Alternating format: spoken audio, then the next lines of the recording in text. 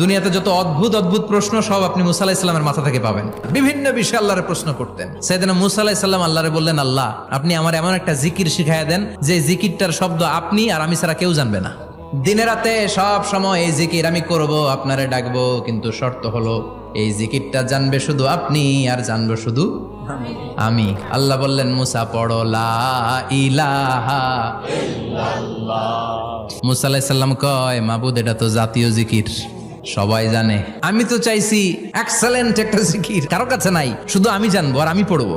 আল্লাহ বললেন, মুসা এই লা ইলাহাকে যদি এক পাল্লায় রেখে দাও, তাম বিশ্ব, 7 আকাশ 7 জমিনটারে তুলে যদি তুমি আরেক পাল্লায় রেখে দাও, লা রাজাহাত কাফাতু লা ইলাহা ইল্লাল্লাহ, মুহূর্তের মধ্যে লা ইলাহার পাল্লা ভারী হয়ে যাবে। ও মুসা, তুমি যতই এক্সক্লুসিভ জিকির চাও, লা ইলাহার চেয়ে দামি জিকির আমার কাছে নাই।